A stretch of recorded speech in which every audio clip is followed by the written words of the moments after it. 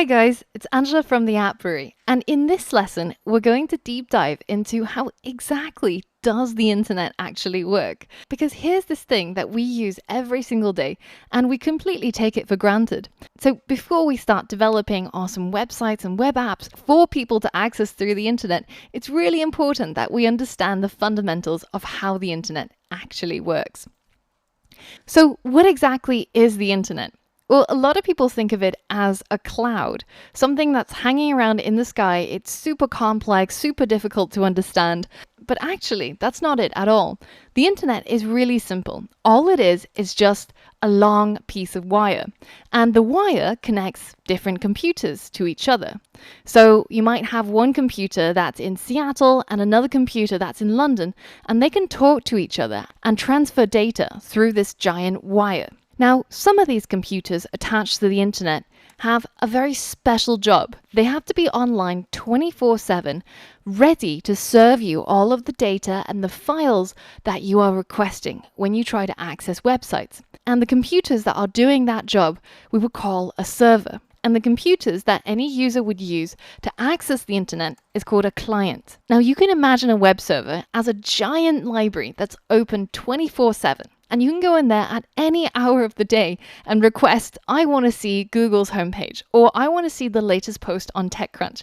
And it would be able to serve you with all of the files and data that you would need to be able to view whatever website it is that you requested. Now, you can imagine if there's a library that's big enough to house all of these websites, then it's going to be pretty difficult to quickly locate the thing that you want out of this giant library, right? So how is this problem solved on the internet? Well, let's say that you're sitting at home on your computer and you type in google.com because you want to head over to the main Google homepage. What happens behind the scenes is that your browser will send a message to your internet service provider. So these are the people who you pay to be able to access the internet. And if you're in the US, that's a company like AT&T or Comcast. And if you're in the UK, then that would be something like BT or TalkTalk. Now, the message that you're sending the ISP is, I want to see google.com. And the ISP will then relay that message to something called a DNS server, a domain name system server. And a DNS server is essentially just a souped up phone book. And what happens when you make that request through your browser is the DNS server will look up in its database as to what is the exact IP address of that website that you're trying to access. And every single computer that's connected to the internet has an IP address. This is like a postal address for your computer, so that when people need to send and receive files on the internet, each computer can be located by their unique IP address. And once the DNS server finds the IP address, it sends that back to your browser. So now you know the exact address where you can find the Google homepage. So the next thing that happens is you will send a direct request to that address through your internet service provider. And this message will be delivered via what's called the internet backbone. Now, the internet backbone isn't some sort of analogy for some clever programming. It's literally the backbone of the internet. And if you head over to submarinecablemap.com, you can view all of the underwater cables that power the internet. And the internet is made up of these huge, sprawling masses of wires connecting all of the world's internet users. As you can imagine, it's a pretty complex world out there.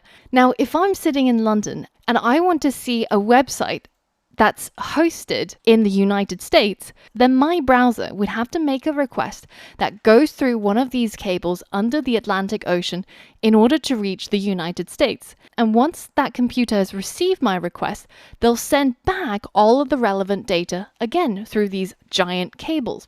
And to navigate all of this crazy underwater and above water wires, all I have is an IP address. It's like as if I'm sending a letter halfway across the world, and my only hope for my letter to reach my friend is that postal address on the front of the envelope. So once I've gotten the IP address of the website that I want to access, then my browser sends another message through the internet service provider via the internet backbone to the server that is located at that address, 216.58210 256. And the computer that's located at that address is, of course, the Google server. And on this server, there's all of the files that I would need in order to be able to view the Google homepage.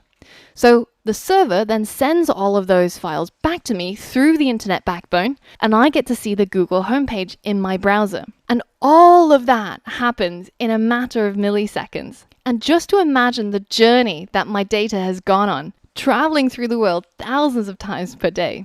So why don't you give it a go? Open up your browser and type in 216.58.210.46 and hit enter to see the Google homepage being served up to you through the internet.